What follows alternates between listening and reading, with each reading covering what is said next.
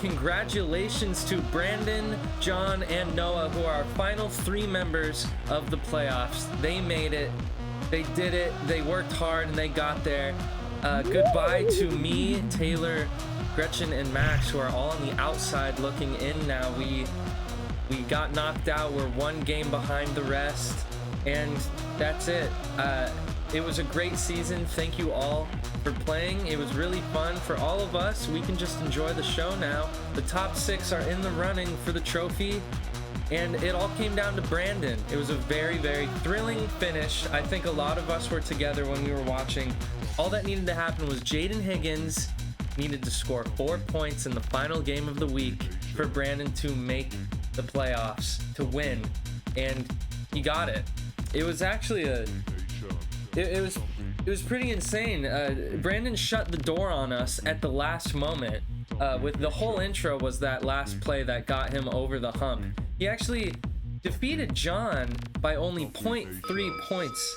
If he lost, if Brandon lost, just got 1 catch less, I would have leapfrogged him and gotten into the playoffs because I would have won the points tiebreaker if we all had the same record. But that's not what happened. Brandon won. He's in.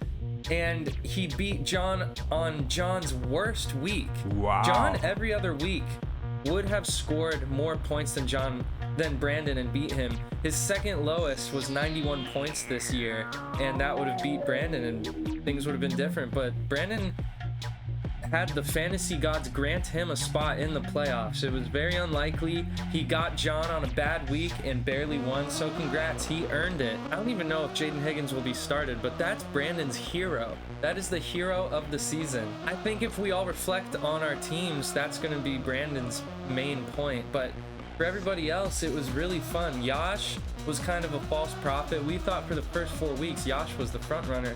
He didn't even get close, really. It was a great season. He had great players, but he didn't get there.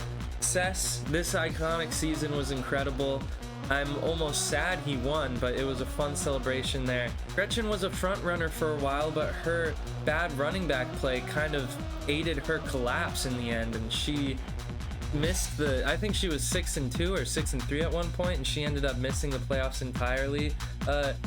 Patrick's not in, he's usually in, so we have fresh faces in the playoffs. It's really exciting. Also, Max almost snuck in out of nowhere. He was 1-5 at one point, and he went on a 5-game winning streak. His team really came alive in the end. Same with Cess's. I just went over Cess, but Cess scored 140 points in this final week, one of the highest scoring weeks of the whole season. Of course, it was garbage time, but it was impressive. Maybe he can carry that momentum into next season. The reality is that's all behind us. It doesn't matter. There's 6 teams in the race, and I wanted to go over the main points for this first round of the playoffs.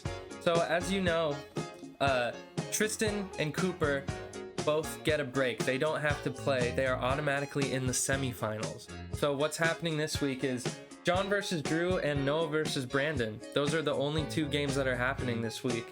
For John versus Drew, Drew is a great football team and a great roster, but they will need to play their heart outs to defeat John when he's on.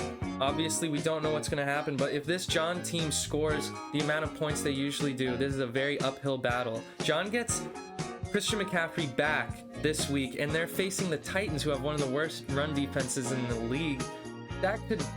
He's their workhorse. He gets 20 points every week. He has the past 4 weeks. That's going to be hard to, negate those points scored. James Cook is in a rivalry game. He could get a touchdown. I think Drew really needs to get touchdowns over yards. She needs big chunk points to etch into the Christian McCaffrey and Achane points. I think Drew's biggest opportunity for big points is Trevor Lawrence going ham, maybe getting a rushing touchdown. They need to win their division, so the Jaguars will be playing for a win against a horrible Jets defense. I think that's the key for Drew. She needs Trevor Lawrence to score 3 or 4 touchdowns against the Jets. That'll put her in the best place. Moving on to Noah versus Brandon. On paper, this one is a little bit closer. They're a little bit closer in points on the projected numbers. But I think the key is for Brandon to beat Noah, I think he needs both his running backs to go off.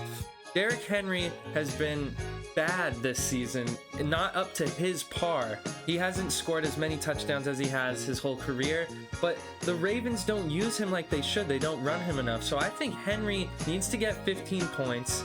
I think Breece Hall is in a lot of trouble because the Jets can't move the ball and they're against a good Jaguars defense. Breece Hall is going to have a really hard time getting yards.